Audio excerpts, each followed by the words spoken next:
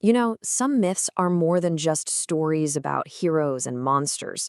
They're parables, and they hold these deep, often tragic truths just under the surface.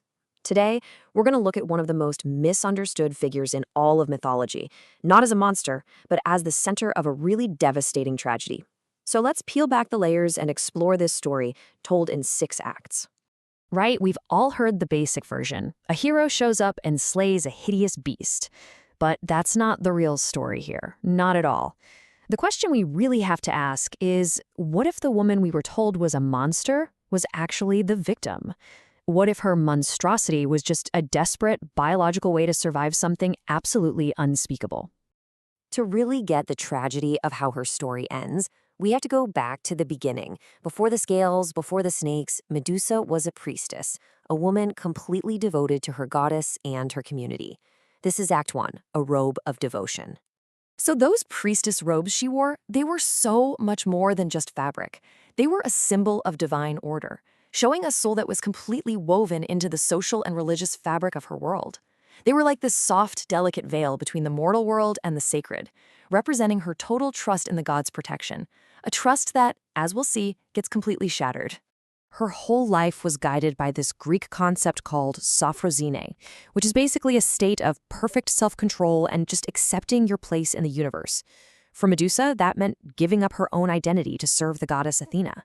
It was a life of quiet devotion, built on the hope that her obedience would be her ultimate protection. But that secret space, it becomes the scene of a horrific violation.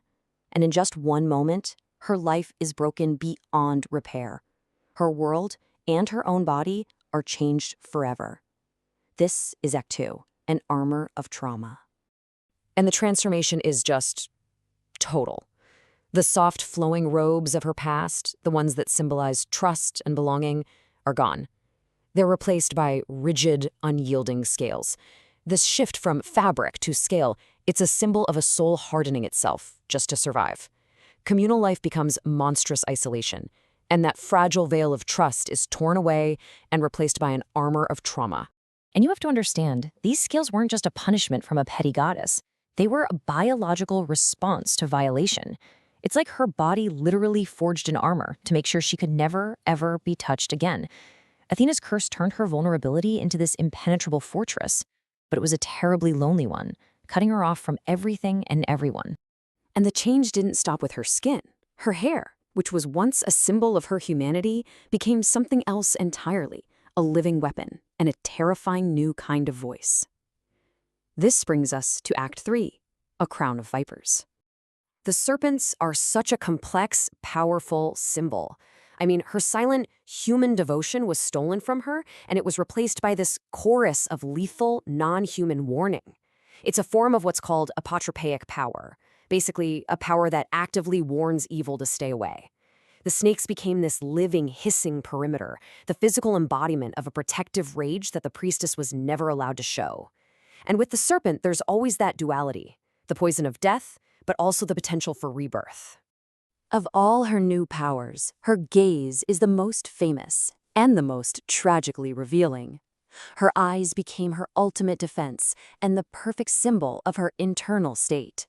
Now, Act 4, the stone-still gaze. This power, it's the ultimate symbol for the freezing effect of trauma.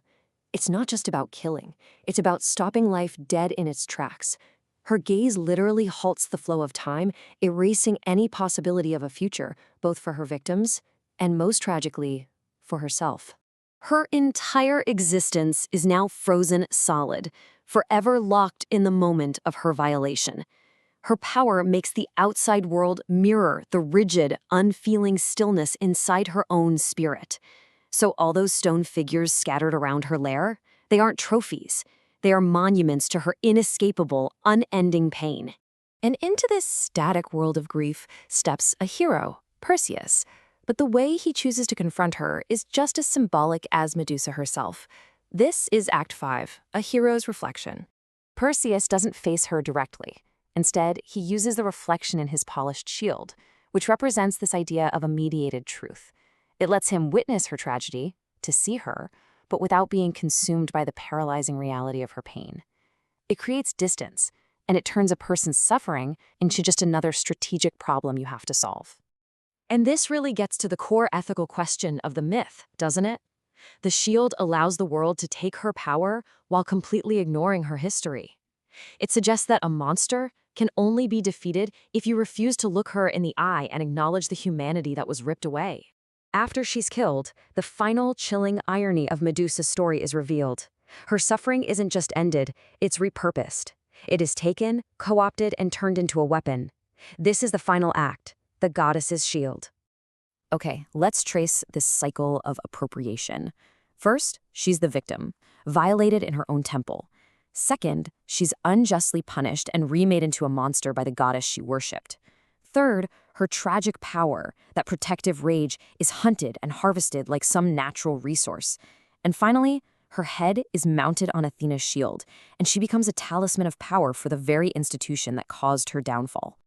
And there it is. That's the profound, devastating paradox at the heart of this myth.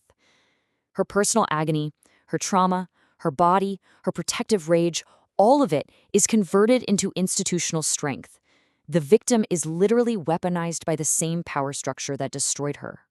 Medusa's story is this timeless, painful reminder of a very dark truth, that power can absorb anything, even the most profound suffering, and just reshape it for its own purposes.